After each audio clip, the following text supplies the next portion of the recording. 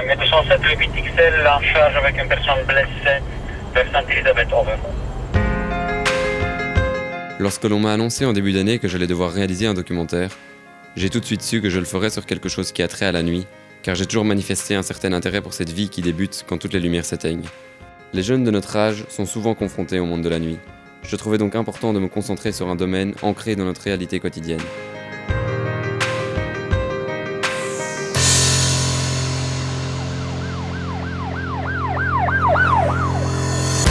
Malheureusement, les coulisses de ce monde ne sont pas toujours très accessibles à nos yeux, ou plutôt à nos caméras. Néanmoins, nous avons quand même réussi à ouvrir certaines portes et avons suivi 4 groupes d'individus exerçant des métiers très présents la nuit.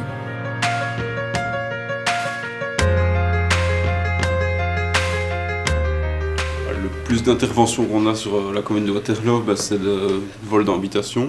Après, pour ce qui est le week-end, on a tout de même pas mal d'établissements, donc beaucoup de problèmes avec des bandes de jeunes, donc des ivresses sur voie publique, des bagarres, des différends.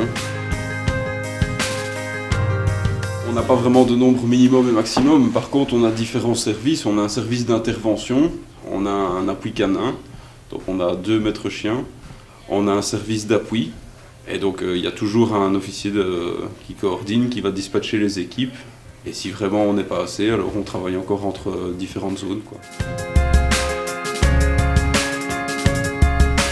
Le but n'est pas de se battre non plus, hein. Le but est de maîtriser quelqu'un, donc on a des outils mis à disposition, hein, la matraque, le gaz, l'arme vraiment dans le dernier recours, mais le but n'est pas de se battre, le but est de maîtriser la personne, l'amener au sol, la menotter, quoi.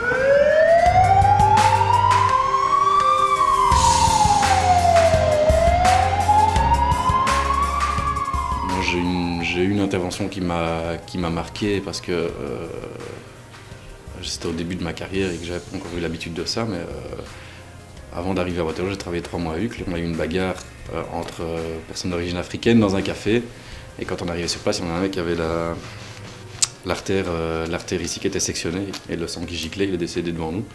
Donc voilà, ça c'est le truc le plus marquant pour moi de ma carrière. J'ai eu un petit peu du mal à endormir après, pas endormir, mais ça m'a beaucoup trotté dans la tête. Je pense qu'aucun policier n'est prêt à avoir la mort en permanence, c'est toujours une épreuve, je pense. Ouais, voilà, ouais. C'est pas quelque chose auquel il n'y a pas un entraînement spécifique pour ça. On ne sait pas être formé pour être confronté à ce genre de situation. Les interventions de la police dépendent énormément de la zone.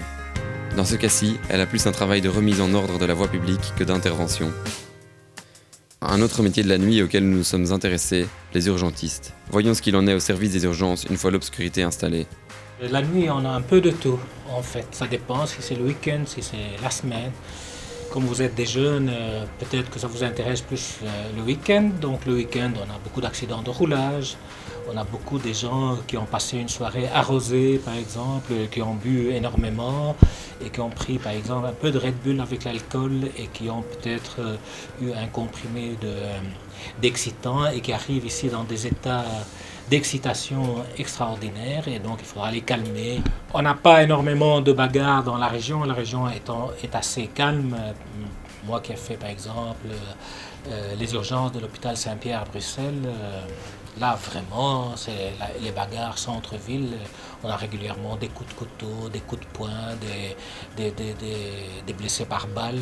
Ici ça arrive. Moi j'ai le souvenir d'un jeune qui est arrivé dans la matinée ou après une soirée arrosée avec ses copains. Il y avait un règlement de compte où il avait 11 coups de couteau et qui est décédé devant nous. On l'a pris en charge pendant 3 heures, on l'a amené en salle d'op et on n'a pas su le récupérer.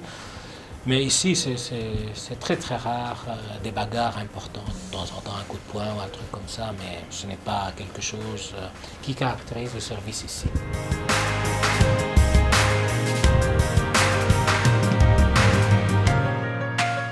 Les ambulanciers, on n'a pas d'ambulanciers ici sur place, mais il y a une caserne des pompiers tout près qui eux, s'occupent des transports des malades. Donc on appelle le 100 et le 100 envoie une équipe. Donc parfois c'est 2 ambulanciers qui partent, donc 2 pompiers qui partent avec une ambulance. Et parfois, si selon la description est quelque chose de plus grave, on demande un SAMU qui part sur place et on peut donner tous les soins qu'on donne à l'hôpital, mais qui sont présents dans la voiture. Et donc, puis on amène ici, alors la nuit, ici, en général, il y a 3 infirmières et 3 médecins qui sont sur place aux urgences pour accueillir des malades de l'extérieur. Et alors, s'il y a une catastrophe dans la région, on appelle ça la mise en alerte des services hospitaliers, on déclenche le plan MASH, mais alors là, on appelle tout le monde avec une liste d'appelabilité. Donc, il y a tout un système d'appelabilité pour les gens qui sont appelables pour revenir à l'hôpital en cas de grande catastrophe. Le docteur El Haddad, chef des urgences, nous fait comprendre qu'il en est un peu de même aux urgences. Comme on le sait tous, il existe des quartiers plus insécures que d'autres, ce qui rend le travail des urgentistes très différent selon leur situation. Pour terminer, derrière les podiums gorgés de gens qui dansent, on retrouve aussi quelques personnes exerçant un métier de nuit. Concentrons-nous sur la sécurité à la porte des boîtes de nuit. La fonction primordiale, c'est de voir psychologiquement la personne qui est en face de nous, si elle est apte à rentrer dans l'établissement, si elle n'est pas en état d'ivresse, en état d'ébriété, et s'il correspond bien aussi aux attentes du patron de l'établissement.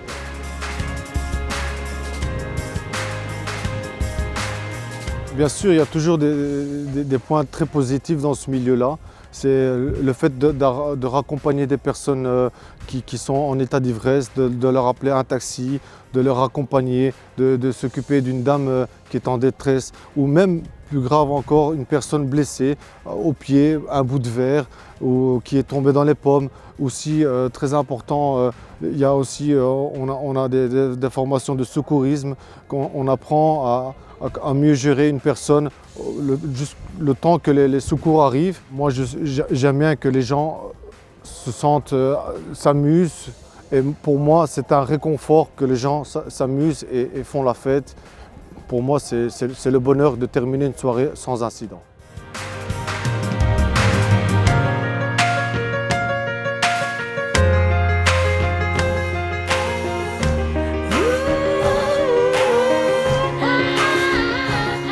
On peut donc en conclure que les gens exerçant un métier de nuit le font très souvent par vocation.